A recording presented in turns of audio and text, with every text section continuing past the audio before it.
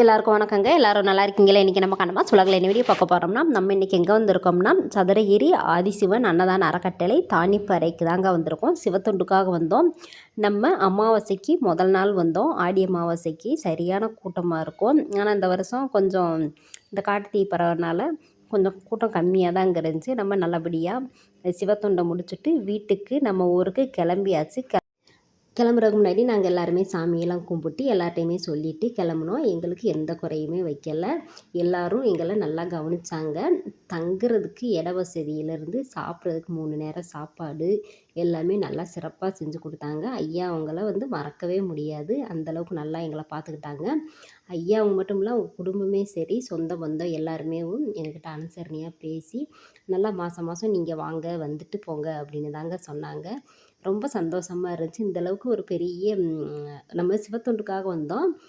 குடும்பமே பார்த்திங்கன்னா நல்லா பாசமாக கவனித்தாங்க. இருந்துட்டு தான் போக சொன்னாங்க. நாங்கள் தான் பார்த்திங்கன்னா இல்லைங்கய்யா வீட்டில் 2 நாள் தான் சொல்லிட்டு வந்தோம், நாங்கள் அடுத்து வரோம். ஃபோன் டவருமே கிடைக்கல, தகவலும் சொல்ல முடியல. அதனால் நாங்கள் அடுத்து வரோங்கயான்னு சொல்லிட்டு கிளம்புனோம்.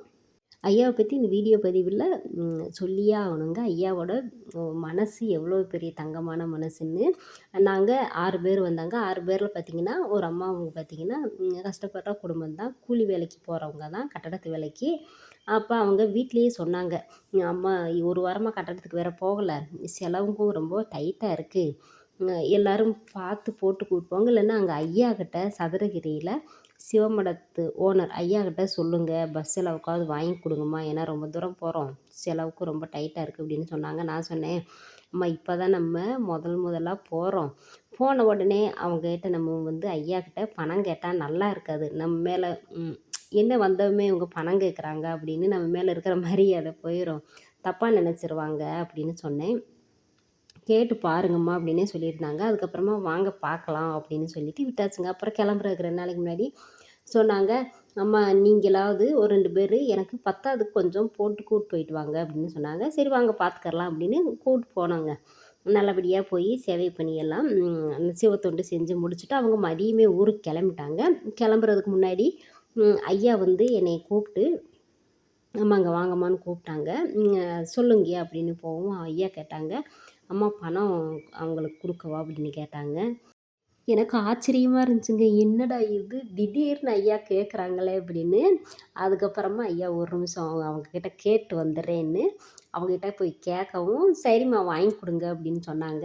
அதுக்கப்புறமா ஐயாக்கிட்ட சொல்லவும் அவங்கள கூப்பிட்டே தான் ஐயா கையெல்லாம் கொடுக்க சொல்லி ஐயா கொடுத்தாங்க. ஆனால் 2 பேர் கொடுத்தாங்க.